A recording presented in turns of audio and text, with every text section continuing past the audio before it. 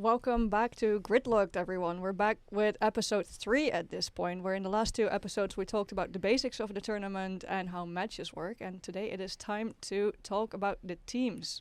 What do they look like? Once again, I'm joined by CCP Swift, CCP Sellers, and CCP Overload. Say hello, folks. Hello, folks.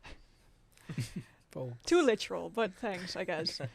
So, teams. In the Alliance tournament, we have a point where we open up the tournament for team signups, and then people register a team, or more specifically, the Alliance executor has to register a team. And then a couple weeks after that, we open up the rosters. CCP Sellers, do you want to tell me what rosters are?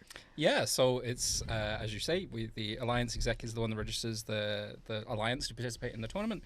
And then the rosters are essentially the members in that Alliance. Or potentially mercenaries, but we'll come to that later. But the roster essentially is formed of the people that are going to fly throughout the tournament to represent that alliance. Mercenaries, just as a very high level, is a case of we have a separate rule where if you're if you want to participate in the tournament, you have the opportunity to fly in the tournament under your own alliance's banner, but kind of working for the alliance that you want to play for. There's a little condition attached that if you're playing or you're part of another alliance that is participating in the tournament, you can't fly under your own flag. You have to go either join that other alliance and play with their team, or you end up leaving that alliance. It does make sense, because we want people like to pick a banner, so to speak, and exactly. like represent that alliance. Can't really do that if you're flying for another alliance while you're also in the tournament. Yeah, we have like what I call a pre-tournament feeders, a pre-tournament roster, where essentially there's a period of time where you can go play on Thunderdome, so you can try out for a team, and then you submit and be a part of a team. And then after the feeder tournament, the first round of the tournament, essentially, we actually open it up for a second time where additional people can then also be added to the roster. So if you're wanting to hold out for a team that's actually through into the main tournament and you want to go join a team, you can absolutely do that. All right, so alliances can be all sizes in EVE. We have small ones, we have big ones, we have medium ones, and whatever is in between all of these. How many people can a team sign up for the tournament? It's a great question. 40 people is the roster size, of which 10 can be mercenaries. But it's also a case of we have a little condition as well, again, for these particular mercenaries. Like if you go join the team that you're playing in, again, you take up a mercenary slot, but there's also like, the ability to move and actually formally join the team you want to participate in. Because you're having so much fun with them that you want to join them on the actual server. Exactly. CCP Swift, as a former Alliance tournament pilot, what is these first couple of weeks like? It is super hectic. So what you're doing is you're watching the feeders tournament and you're practicing with your team, right? So in the feeders, you kind of get to see what the meta has evolved into. Well, this is kind of before the feeder still, right?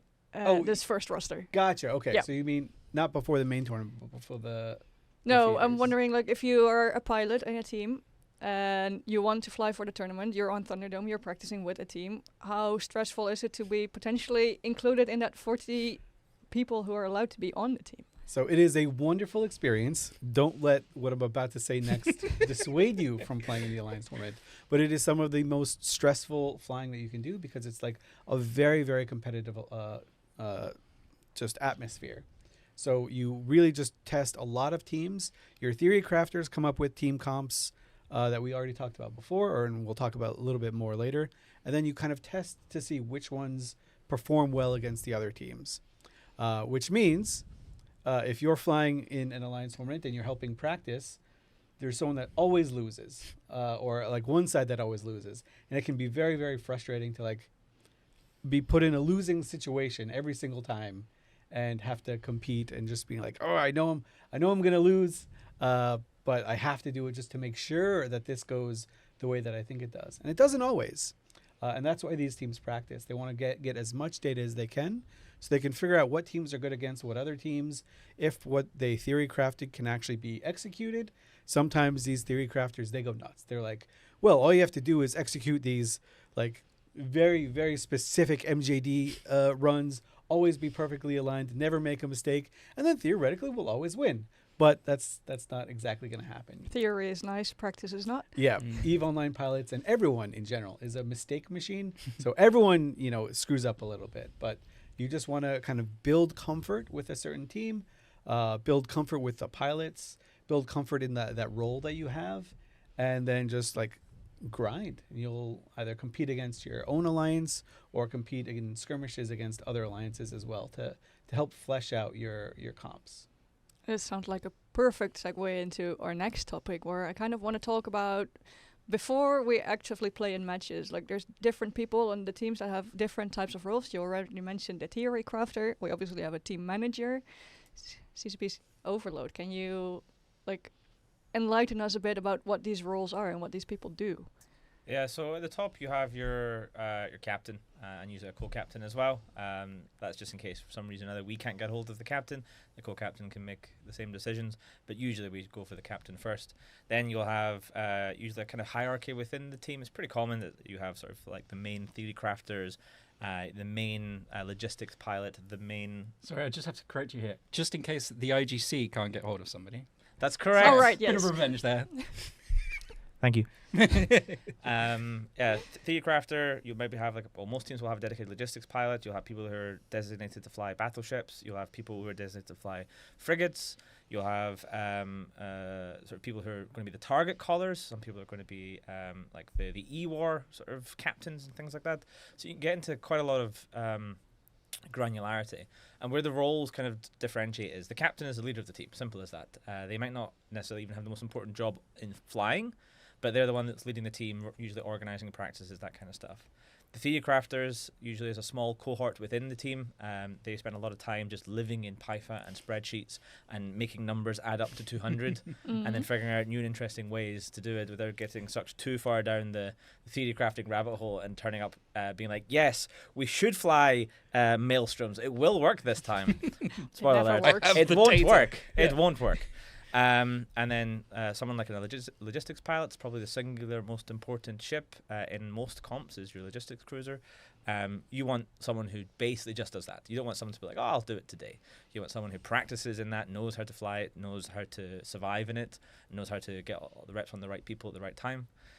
You usually have a target caller, so when you warp in, that's the person who's responsible for calling out, okay, we're going to do this, we're going to pull back to this beacon, I'm going to tag the beacons in the arena, we're going to initially load this ammo, shoot these people, so they're making the sort of on-the-grid theory calls, and then you'll have people in, for example, battleships. You want them to be good at doing things like MJDs, for example, that has a bit of a skill. You want them to be good at doing things like transversal matching so that they can effectively hit things, especially if they're at range.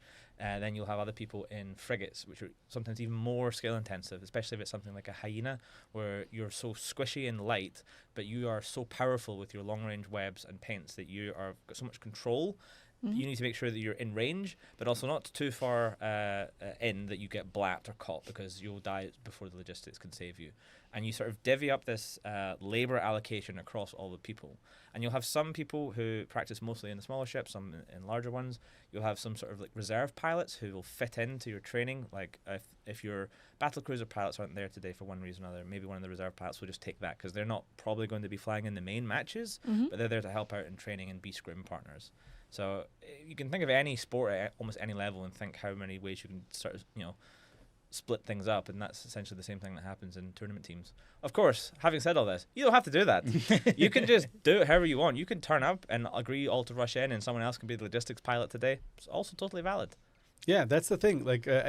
You can be very effective in the Alliance tournament by not being as sweaty tryhard. It kind of depends on what comp you're running, and just like I said, everyone's going to make mistakes. So even the most prepared teams, the ones that have 3 different FCs, that have put hundreds of hours into flying certain ships, like frigates or E-War or logistics, they can screw up against a team that just says, They will. hey, why don't we just rush that guy? And they all just rush that guy and grab him, and then they're like, well, shit. They're like, in theory, our comp is totally immune to rushes, Yeah. and then the match starts, and someone double clicks before the timer goes, so they just sit there and they get caught, and you're like, oh, well, in theory, you shouldn't have died, but in practice, you're definitely dead. And it is. So it's when the tournament starts, it's a very stressful environment.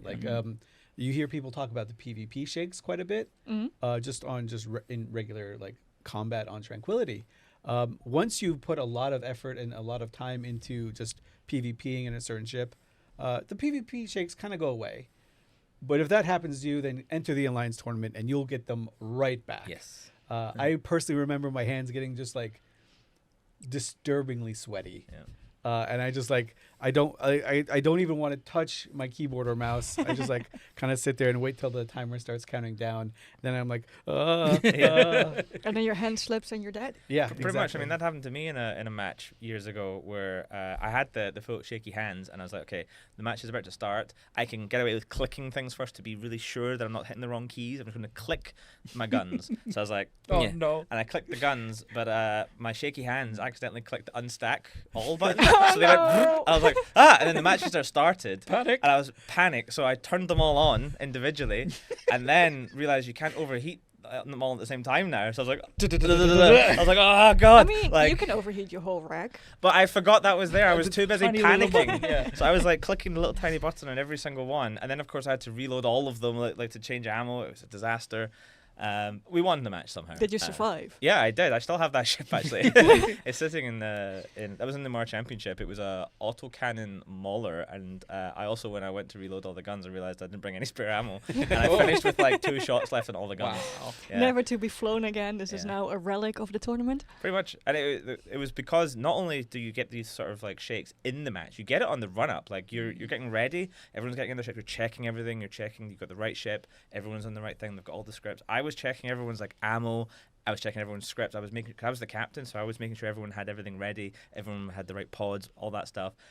Totally forgot to check my own ship and just didn't bring any spare ammo. So I only had what was in the guns. Just don't tell anyone. We We won, so it didn't matter. we see this a little bit during the tournament as well. Like for the final rounds when we're over on Tranquility, a lot of the teams will actually go over onto Thunderdome, and just before their match is due to start, they'll have a couple of warm-up games just to try and eliminate those shakes and like, have I got everything prepared element a little bit as well. Yeah. So we just try and Working through the nerves. just Yeah. stay chill. And of course, the when you win a match, like especially if it's really tight and like the level of communication that's going back and forward, it's like it feels like you're in combat or something. Like it's really intense. Everyone's like talking, communicating together as a group, and even when you think you have it in hand, you'll sometimes hear some people start to relax and someone else being like, pay attention, like Go. bring people back in, because that's when people sometimes make a mistake and lose it. That would not be the first time that's happened. But then when it is over, when either the last ship dies or it ticks down to 0 or something has happened that you can no longer lose the match, that is the moment you feel the rush, the elation, and that's when you hear those clips of like people like screaming and stuff. Like these are pilots that have been doing this for 10, 15 years, some of them, and they're still getting that insane rush when they win, especially if it's like the grand final. Like there's some great videos on YouTube of some of the previous tournaments where they've put their comms up and you can hear it. It's not just like, yeah, cool, we won a nice match. It's like an actual proper achievement, and you should feel super proud of it. You touched on something there that I also really love after every tournament. A lot of the teams, actually, regardless of the individual skill level, they also put on comms. They do like after action reports after the tournament, where you have like a rundown of, hey, look, this is what happened on this match, but here's the comms that you hear during the course of the match. So you hear like them communicating with each other, and you hear like when you have so many different things happening all at once, and you have quite literally like 7, 8, 9, 10 people all talking on comms at the same time. It's insane when you listen to it. It's like, how do you filter out this information? Because everyone is feeding you really important information, and you have to process it. But it's also that little bit of information is key to you, but might not be might be key to somebody else. So it's like that mental processing is bonkers to me. But then you also see on some of the other teams where you see that element of telling people like pay attention. It's super interesting just to see like which teams are doing that, which teams aren't as well. Yeah, that's an interesting thing that Zealous brings up, is that like if you're on a fleet with like 50 or even 200 people, comms discipline is really important. Like you only want to hear from the people making decisions, the anchor and like assistant FCs. But in the Alliance tournament, the information is so important that there is no comms discipline. Like everyone's just talking about I'd go their mad. current status, if they've missed a tackle, if they are getting Jams. screened off, Yeah. if they're jammed, if they're out of position, if the enemy team has done something like unexpected, if the fits aren't what you predicted they would be, if anything goes wrong. Like you're always feeding this information just so everyone is informed and like maybe your wingman or the person that's like flying that small ship with you can like bail you out of a situation, or you can, help your battleship pilot get unpinned, or you can go save the logistics, or maybe the enemy logistics is out of position. And then you have someone that's like counting the points as well, and just hoping that they did the math right. it's if the hardest you're like part, ahead. Because like at some point, like you're in a match, if you're just spectating, if you're watching, there's point totals. You know who's winning. You know what ship needs to die. But if you're in the midst of a match, you don't see that, and it can be very stressful trying to figure out like, do we have enough what's points? the point value? Are of we that ship? winning? Yeah, Like, are we- If you're what do down we have by to like shoot? 28 points and there's a bunch of ships left, you're like, which ones can we kill? And does it make that 28 points? And doing that math in the middle of these scenarios is very difficult. And the thing is, you don't just have the up to 10 people that are flying doing this. You likely was have gonna say 14, 15 Back voices seats. going on at the same time, because you'll have, especially key pilots, they'll be live streaming their perspective, usually on Discord these days, and they'll have other people who are basically watching that feed. And they're also chirping in with things that need to be known, like if someone's maybe like forgot to unoverheat their guns and their heat's getting too high or something like that. They're looking for little mistakes like that to try and eliminate them. Professional backseat pilots. Yeah. Exactly. Because as CCP Swift said, it's a game of mistakes. And if you can eliminate more of those mistakes, then you're more likely to win. And Or see more of the enemy's mistakes. people, even the best people, have burned out their guns or their reppers at the wrong moment. And we see it sometimes when the commentators realize, like, because the damage maybe just drops, or suddenly the ship stops dying, and you're like, "What's happened?" They've stopped winning. They're losing now, and then they realize, "Oh my god, I think he's burned out his guns, or he's burned out his prop mod, or something." And those mistakes can cost you everything. I'd also like to point out that sometimes the best and most beautiful pilots can somehow boundary violate as well. Like this, we've seen it before. It happens. It's normal. That's Sounds where like you're talking out of experience here. No. No, but I'm just saying hypothetically, very beautiful and smart people have boundary violated. Hypothetically. Hypothetically. Okay. Glad to know it's just a hypothetical. Yeah. So if you had to like guess on average, how many, like there's 10 people in the ships actively flying, how many people are on the comms yelling in their ears? It really varies on the team. It's usually quite strict. You'll see if you go on a Discord of a tournament team that during a match they'll have probably a match channel where they'll have their 10 pilots, maybe 3, 4, depending, other people watching and observing, and they'll have a sort of spectator channel, which is for everyone else to watch it. Like, they're not in the same channel; they are literally sitting in another channel watching the stream like everybody else. And then once the match is over, they can drop down. Okay, it's about keeping things, communication has to be clear. And like CCP Swift says, these are people that they've spent a lot of time practicing together, so they don't need to say CCP Overload is down. You would just say, like, probably your ship name, like maybe just like Hyena down, and then you just go into this mode where you're in a pod, and you can see the arena better than people on Discord because they can only see what you can see. Yeah. But when you're now just in a pod, you can no longer contribute on the grid, but you can spin the camera around, zoom it out, and start looking at the overall positioning. You can start like looking to see where that logistics ship is. Like, is he moving in the wrong direction? Is there someone trying to come around and catch him? And call that kind of stuff out as well. So even if you die, you're still useful. Because you cannot be potted, right? You can't be deliberately potted. You can't be. Yeah, correct. All right. Smart bombs do exist. Smart bombs do pot people. Fair. Yeah. You can also self-destruct technically in the arena as well. You can. I don't know why you would do that, but you can. Yeah. It's funny because like we have a little tool that helps like remove everything from the arena at the end, except for corpses. So the funny one is at the end of every tournament is seeing how many corpses we've collected across the course of the tournament, just as we go up and clean the arena. It's great. I don't suppose you keep a tally. I mean, I've got 3 so far this tournament. Nice. Nice. And that's all smart bomb victims, or No, accidental shots, there's- or self-destruct. They're self-destructs. Yeah. Do we count the ones outside of the boundary? No, because their ship explodes when they boundary violate, but their capsule remains. They sit I feel potentially in shame, in shame, yeah. right next to their wreck. Yeah, their the wrecks shame stay pond. there as Yeah, well. yeah. I don't know from experience, from just like hypothetically, the wrecks stay there too, so they get to just see what's in there. All right, so we've said a little bit about having 10 people in the ships. How do teams make that decision who the final 10 are going to be? Does either one of you have ever been in a position or to make that call?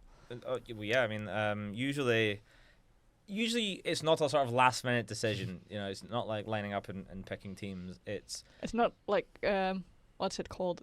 I forgot the English word. Like throw the ball at a person and hit it game. not quite like that. Usually you have a pretty good idea way before the tournament starts if you're going to be on like sort of the A roster or the B roster, and you might be on the B roster and you're not expected to fly in any tournament matches, but you're still there to practice, maybe be one of those Discord viewers and things like that, and you're just as valuable, and you'll find that people at doing that tend to get basically the same payouts as someone who's competing in the match, because you can't do one without the other. Just because some people are the ones that are sitting in front of the cameras doing the actual match doesn't mean that everyone in the team wasn't contributing. So most teams tend to do payouts that are based on like practice attendance as opposed to just purely like who flew in which match. And you have some more on this, I think. Yeah, I was just going to say, like, during the practice, you kind of pick up on who is excelling and who is flying a certain comp very well. Like some comps people just like gravitate towards very naturally, and they are very, very strong at. So like maybe if you're like really good at like situational awareness, you might be called up to be in a control comp, because like, that's very, very important. You can't screw up your positioning. But some people are a lot more aggressive, and they can make snap decisions and be like, that guy's out of position, I can capitalize on it.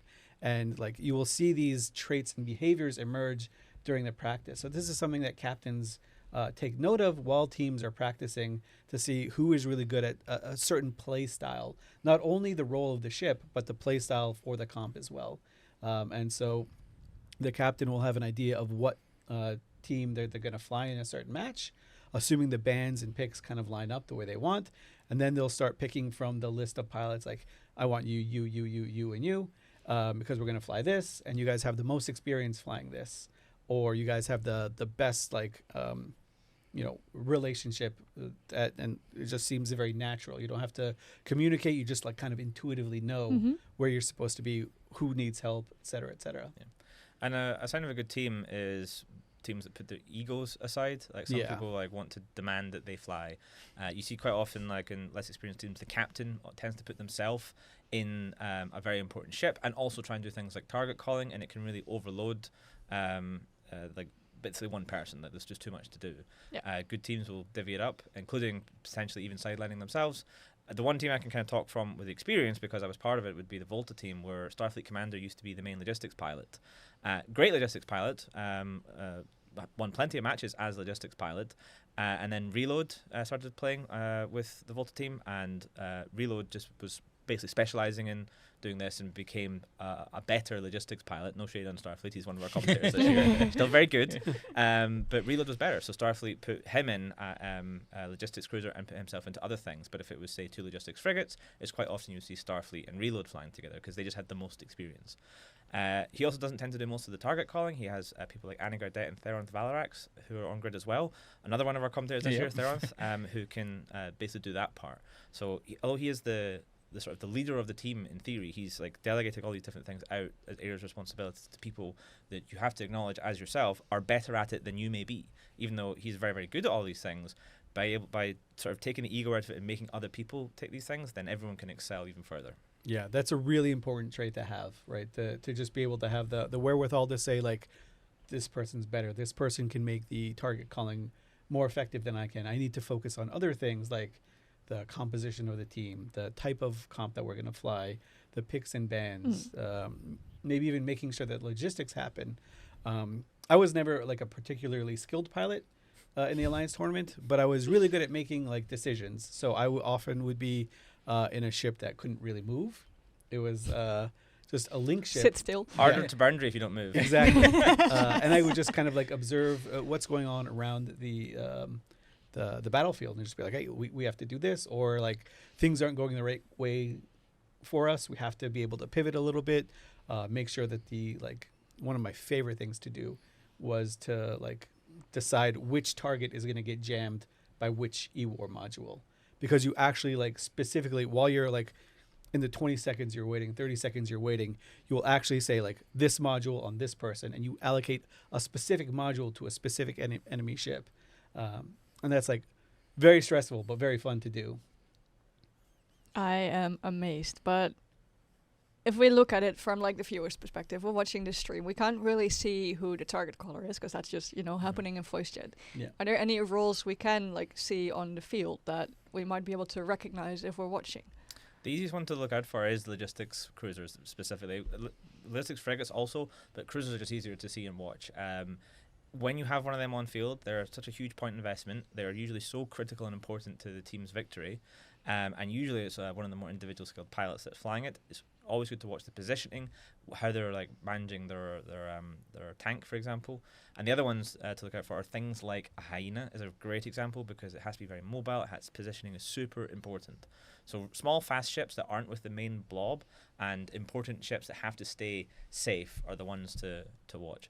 And there's a clip somewhere of a tournament match, and it's the commentators talking about it, and everyone sounds relatively calm. They're like, okay, they have this under control now, so I think at this point all they need to do is this, and then they can cruise to victory. Then it cuts to the comms of the team, and it's like 7 people yelling at the same time, and it's So just under control. chaos. Then it cuts back to the commentators and like, yeah, they have this. They're calm, cool, collected. Cuts back, chaos continues. Like, so it sometimes can be hard to see exactly what's going on behind the scene, which is why I do recommend going on YouTube and finding these videos that teams have put out where they put their comms up. It's all well and good watching how it works from the entertainment perspective of the tournament broadcast.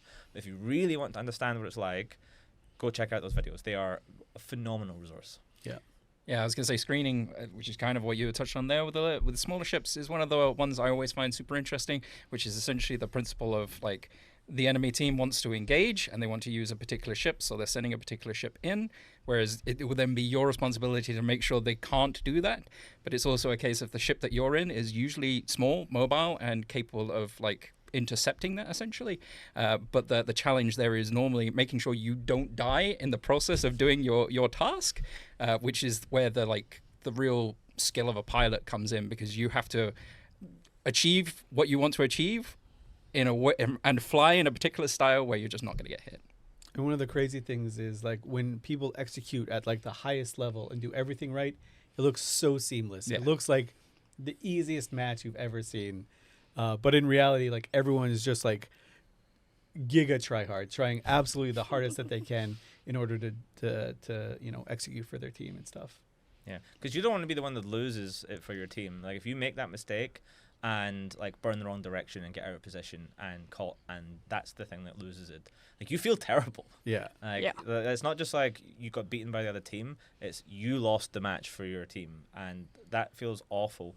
And I've heard some teams, like I've experienced it when toxic's the wrong word, but people get angry, upset, mad, and it's understandable. Like emotions are high, adrenaline is high, and something goes wrong and it's someone's made a mistake, and whether they like accept it or try and blame other people and stuff, it can get really bad sometimes. But it is high pressure. It is extremely high pressure. It's very rewarding, like we said earlier on. Like I love it, but it is something that some people take extremely seriously, and rightly so. Yep, and it can feel like, as Overlord is saying, it feels really bad to make a mistake and then let your team down.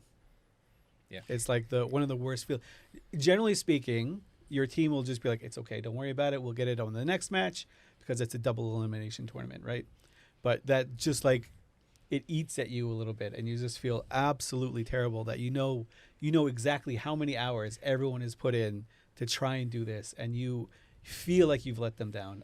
It's such like a mountain of responsibility that you feel if you screw up. Will that then affect like the team as a whole in the next match as well? Yep. If this person is like not as certain anymore, and then is maybe a little slower or playing it safe. So teams usually after a loss, especially if it was a winnable match, and whether like one person made a mistake or whether it was just bad calls, usually teams get over it pretty quickly.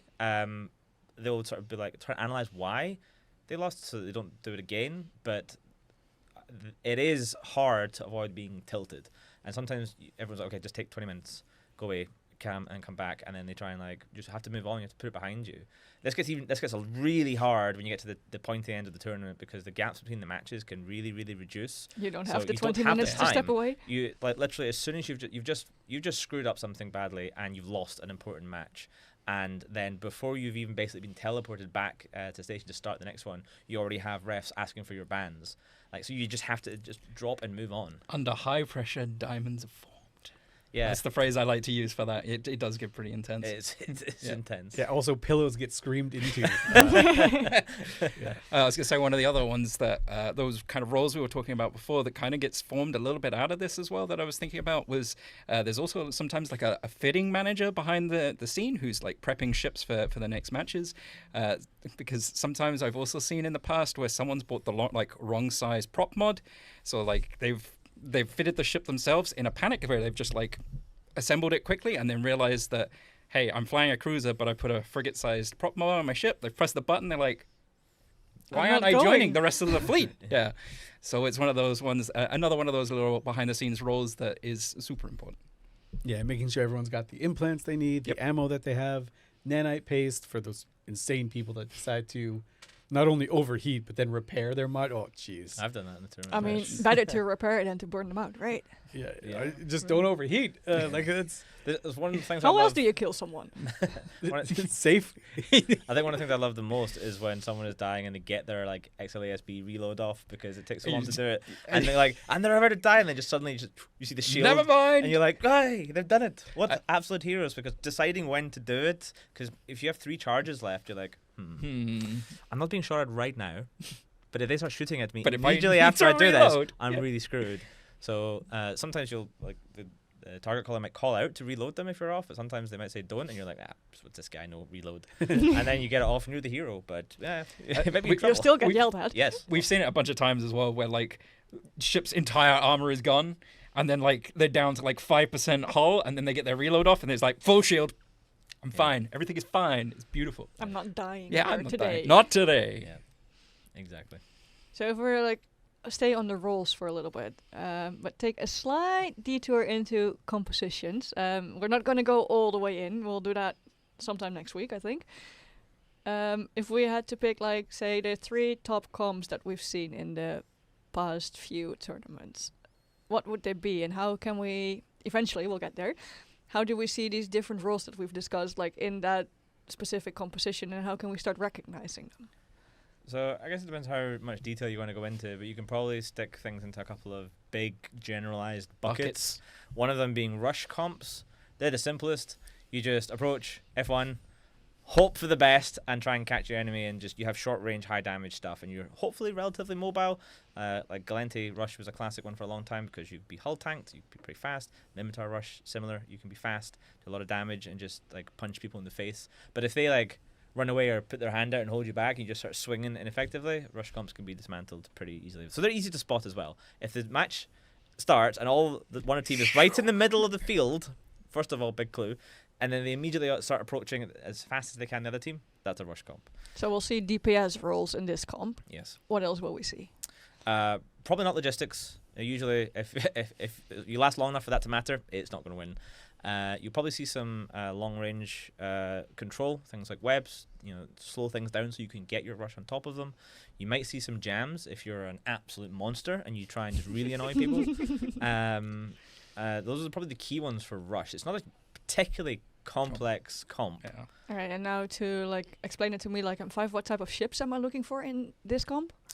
Usually things like battle cruisers are pretty common, and some cruisers. Like if you're going to use Mimitar Rush, for example, you'd expect to see probably a couple of Sleipnirs, maybe things like Cinnabos because they're fast. Scythe fleet issues were pretty popular for a while in that. Then a couple of things like maybe Hyena to try and grab things, slow them down, that kind of stuff. Nothing too exotic. Yeah. Fits All right. into those. Yep. And then another type is kind of like the opposite to that would be a control comp. So this is something that's predicated on allowing only a small amount of incoming damage reach you. So like if there's 10 pilots, you either like control them using stasis webifiers, neutralizers, jams, dams, some form of E-War to kind of just keep the damage, to mitigate that incoming damage.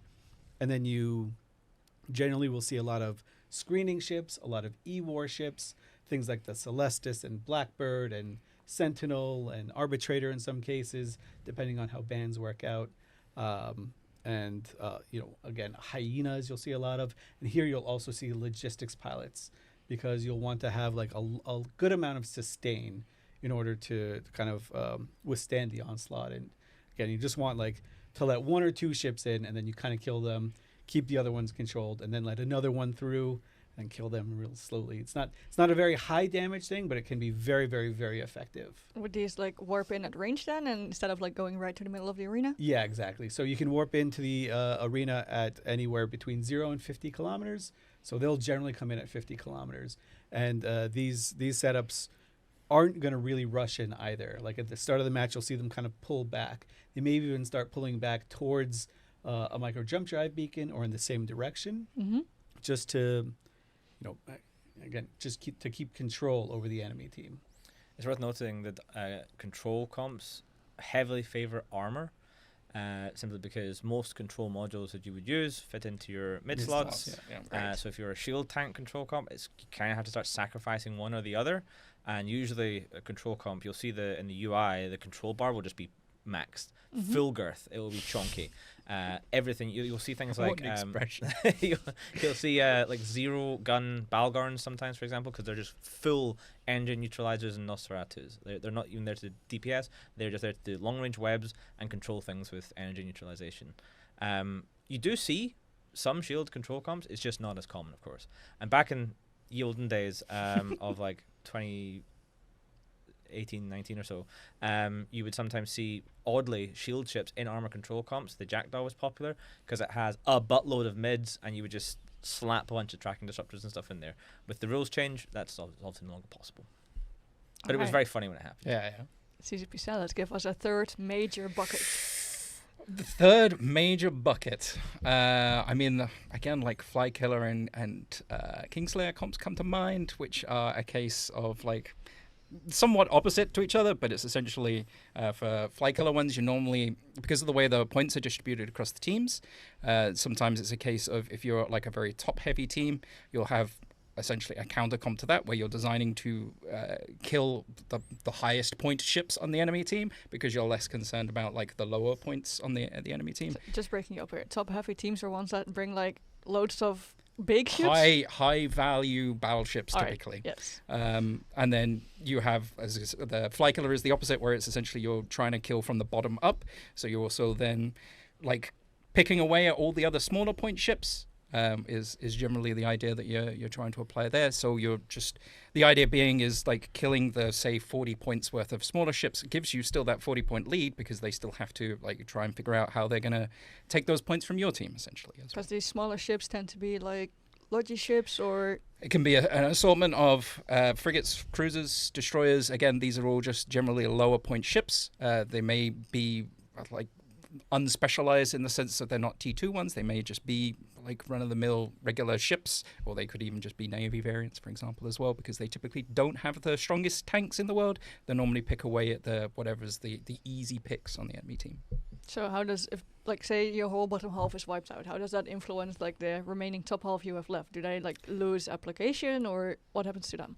Normally the smaller ships are there supporting the bigger ships as well in particular roles, but that doesn't mean that sometimes they'll just leave the bigger ships behind, because it's just a case of they know that they can't do anything to your team. You don't have to worry about them as much anymore.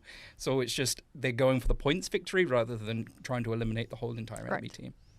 Yeah, and speaking very broadly, combining all of these, you have like the rush guys who want to just come in, the control guys want to hang out, and then the kite guys who just want to apply damage and just like not get caught. Range, yeah. And each one of these like main archetypes have like very strong advantages, but very drastic downsides. And so what these genius theory crafters have now kind of started doing over the last few Alliance tournaments, and this is why like they're so very highly valued, is they'll start combining these archetypes into like mishmashes of other ones to kind of maximize the upside and minimize the weaknesses of their team. Permission to call one of these a Frankenstein comp? Yes. There is actually a name for one I can't think of right now, where it is essentially just a mishmash of everything, and they're trying to achieve a whole bunch of things. Yeah. There's a lot of interesting and weird comp archetype names that you'll sometimes hear get thrown out. Some of my favorites include Florida Man. Yep. You get Octodad. Featuring alligators. Featuring alligators, of course. Yep. You get the Octodad. You get things like Kingslayer.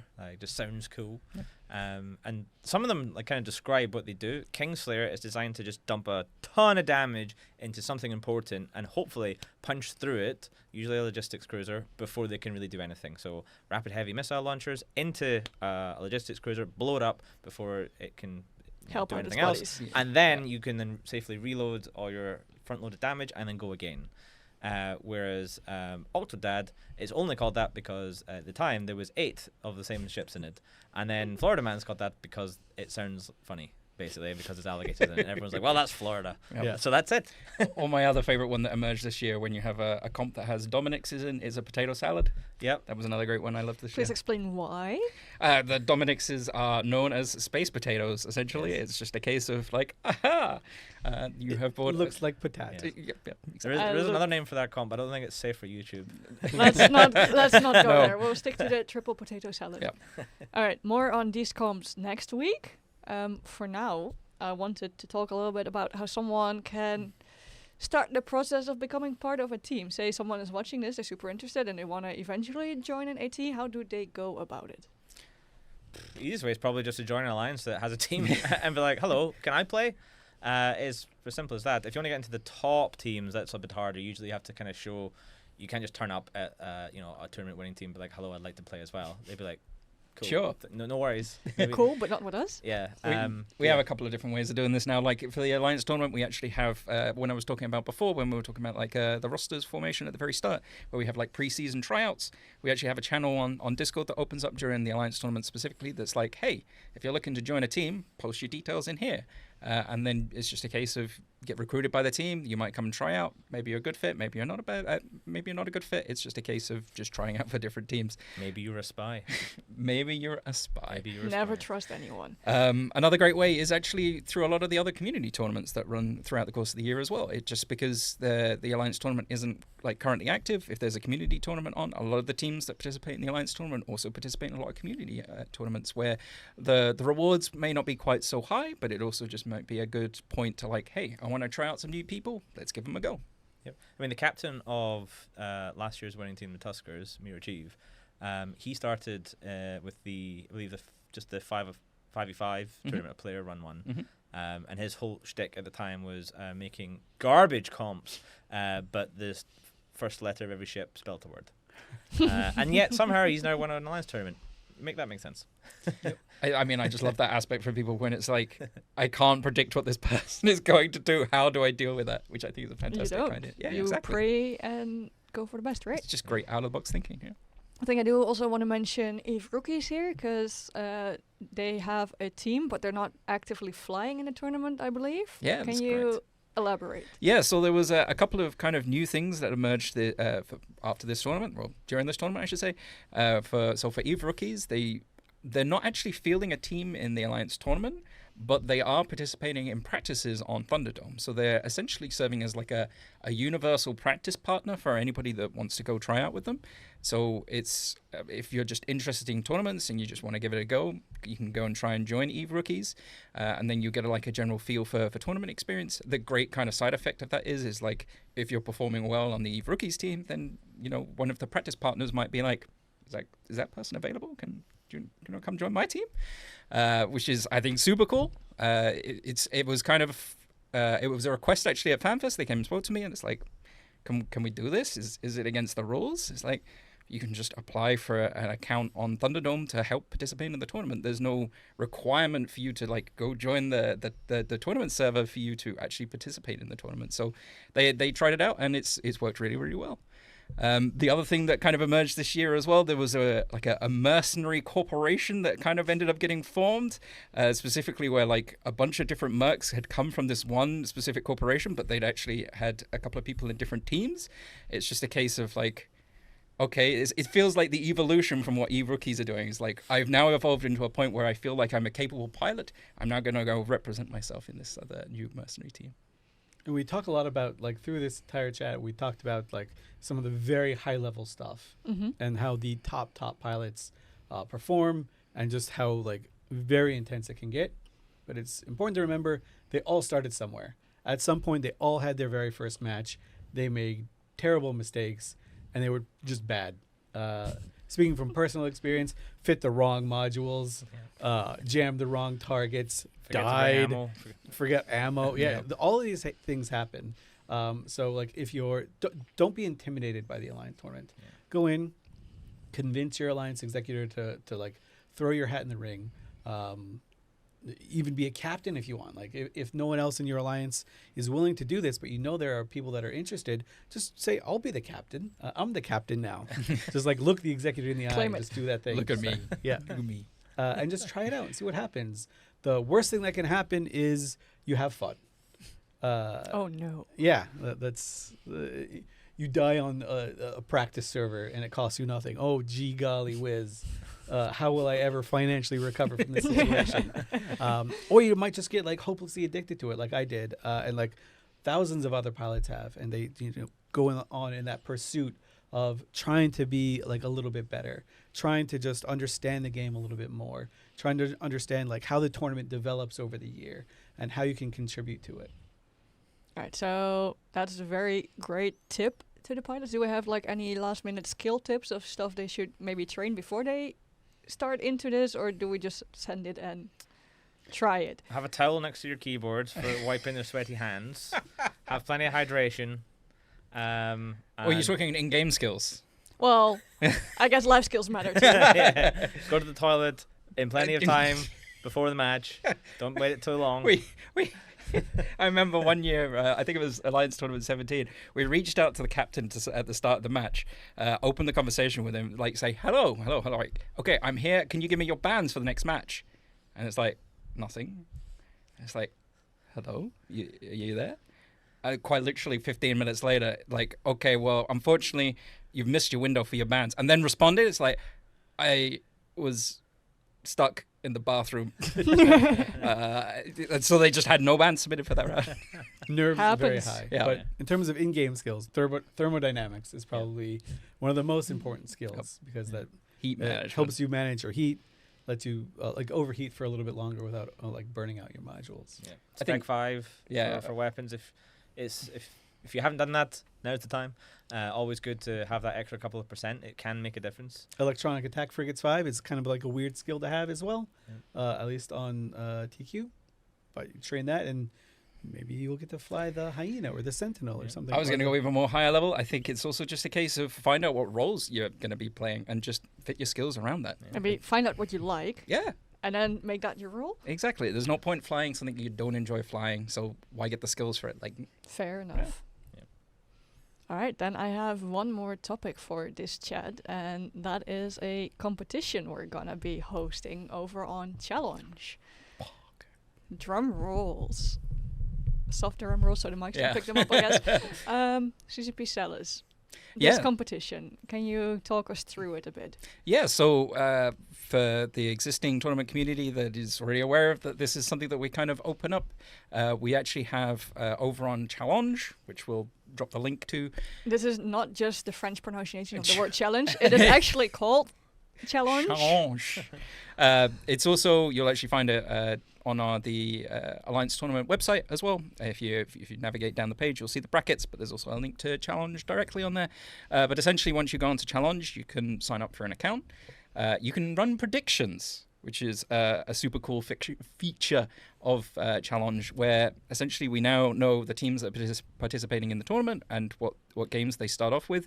And then you run a prediction, is essentially saying, oh, I think that team is going to win this match and they're going to lose, so this team's going to go into this bracket, so on and so forth.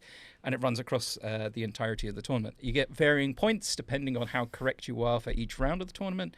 And then if you get all the way to the end, you get the most amount of points. It's great. Then we end up with a leaderboard. So essentially part of that sign-up process is you will submit an email, and we can grab your email at the end of the tournament and then say, hey, look, you won something. And there are some very cool prizes to win for this as well. So CCP Overload. May we request your assistance? It's me. My assistant. You win me. That's right. I come to your house and I show you how to be better. Oi. But if you've won, but how do you better? If you don't want that, you don't be want. quiet. I mean, he can home You deliver can this. also I win guess. this. This is a graphics card, I'm told. What particular type of graphics card? It's I an might ask? AMD RX 9070 XT. By anyone in particular? Well, presumably AMD are involved, but I guess also Mercury Pro Gaming. XFX. XFX, Yeah. yes. I can see your skill at reading certainly needs some degrees of improvement. Well, it was on its side. Well, I'm never sure which. maybe way you to said be like up level Hand 3 instead control. of 5. But look, it has RGB lighting. Oh, RGB And, enabled. It is I think this is a DC edition. OC edition. Oh, it's an OC overclocked. edition. Okay. Yeah. Well, that's even better. DC is worse than OC. So. So Yeah, like it's not the Batman edition. Yeah. Yes. So Even your this. grand prize, if you make the top prediction, there is like essentially a case of who predicts the most, and then it translates into a score, as I say, as each one of those rounds goes on. So it's also a case of who gets the highest score, and then there's like a tiebreaker mechanic of like, hey, if you got the more predictions correct, then you essentially end up moving up spots. But yeah, the grand prize, we're going to do a. Why are you looking at me like that? Well, I'm just wondering, CSPZels, if you knew that Project E8 Mercury is designed for maximum performance through engineered heat dissipation with copper heat pipes and a copper cold plate. Are you This just showing sounds off like your proper- reading skill now? this sounds like Okay. proper heat management Yes. to me, Yeah, yeah. honestly. And look, it says here, all you need for ultra fast gaming. You don't need anything else. Just- Take that CPU in the bin. Yeah, don't This even is need what a you rest of need. the computer. Just Yes. need It just is need the here. box, basically. Yeah, so we're going to graphics card for the grand prize, and then we'll actually have a breakdown of different amounts of Plex, going from, I think, 2nd to 10th, I think is probably what we'll end up doing. So, hey, if you enter, then, you've got a chance to win. But the great thing is we're also offering a wooden spoon prize as well. So even if you don't get your predictions quite right, give it a go. You might get a prize still. We'll still do. Is there a Plex. prize for someone who comes in like dead last? An all expenses trip to Jita. Buy some skill injectors. Right on. Oh, That dang. can get pretty expensive real fast. Yeah, well, I mean, we can sort out Plex prize for them as well. But yeah, Awesome.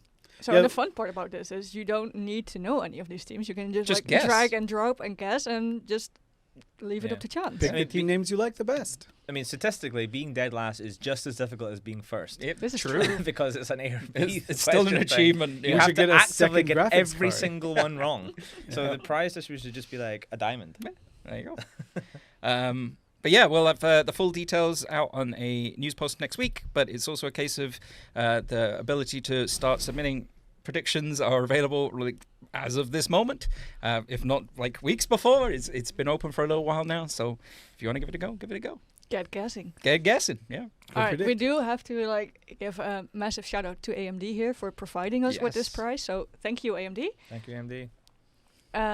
And with that, I think we're going to close it for this episode. As we've said before, next week we'll probably dedicate some time to specific compositions, as this will be only one day before the actual So tournament kicks close. off. It's so close now. It's Holy getting moly, way dude. too close. And we'll probably also talk a little bit about the people you will be seeing on screen, our talent staff. Yeah. If you want to hear anything else next week, do let us know in the comments. And for now, thank you for watching and see you next week. Bye.